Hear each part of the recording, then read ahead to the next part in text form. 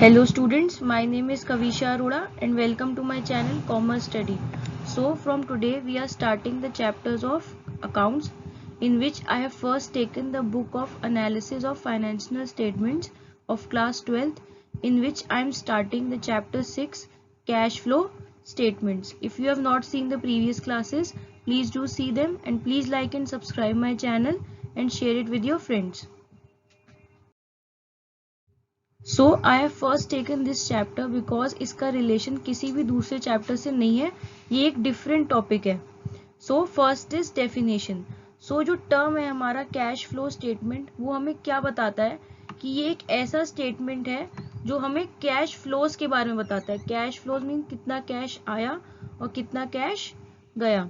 So according to AS3 revised, the cash flow statement summarises the cash inflows and cash outflows and the net changes, increase and decrease in the cash and cash equivalents resulting from operating, investing, financing activities of a firm during a period means an accounting period.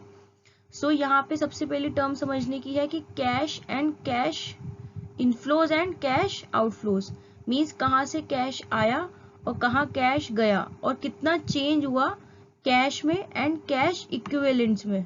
Cash क्या होता है हमारा, cash in hand या फिर जो हमारे demand deposits होते हैं बैंक में, और जो हमारे कैश इक्विवेलेंट्स होते हैं वो होते हैं जो कि रेडिली कैश में कन्वर्ट हो जाए. फॉर एग्जांपल हमारी करंट इन्वेस्टमेंट्स जो कि कैश रिजल्ट होती है, जहाँ हम स्टडी करते हैं इनको 3 एक्टिविटीज के अंदर, operating, investing and financing activities. So जो कैश फ्लो स्टेटमेंट होते हैं ये किसके लिए बनते हैं, पास्ट के लिए भी, और इसी साथ में क्या हेल्प करते हैं हमें प्रोजेक्ट करने में फ्यूचर को.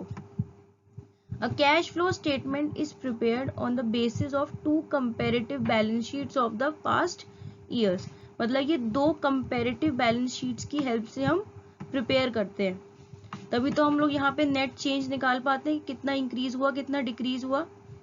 सो importance of cash flow statements. First is useful for short term financial planning. ये जो कैश फ्लो स्टेटमेंट्स होते हैं ये एक अकाउंटिंग पीरियड के लिए बनते हैं.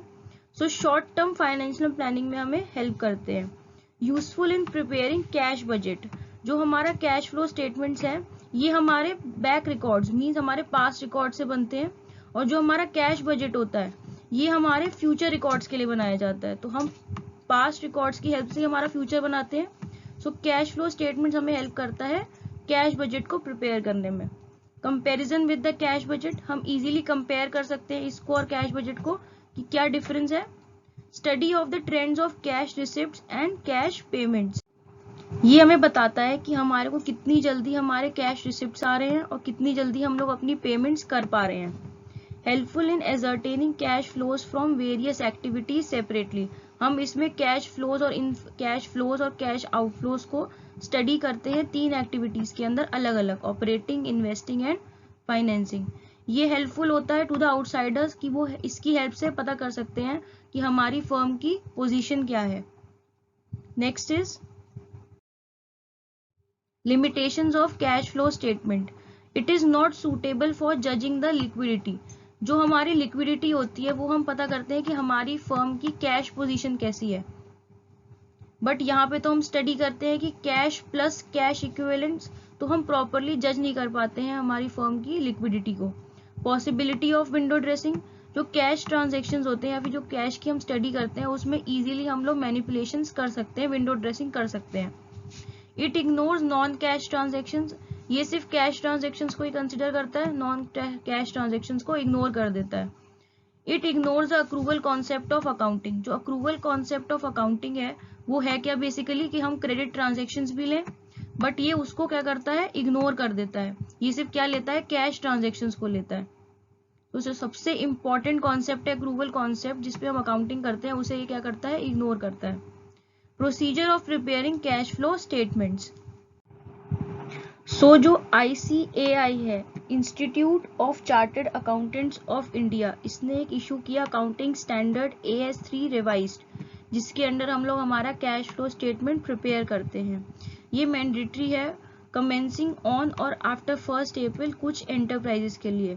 सबसे पहले तो जिनकी इक्विटी या फिर डेट सिक्योरिटीज लिस्टेड हैं या फिर इन प्रोसेस है लिस्टिंग में on a recognised inventory exchange in India, and other मतलब सेकंड है कि जो बिजनेस एंटरप्राइजेस या कमर्शियल एंटरप्राइजेस या फिर इंडस्ट्रियल एंटरप्राइजेस जिनका टर्नओवर क्या है 50 करोड़ से ज्यादा है, उनको मैंडेटरी है कैश फ्लो स्टेटमेंट्स प्रिपेयर करना।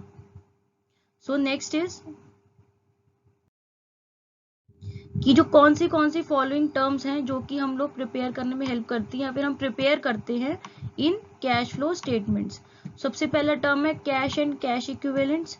The cash and cash equivalents include cash in hand, cash at bank, current investments, marketable securities और short term investments, cheques and drafts on hand.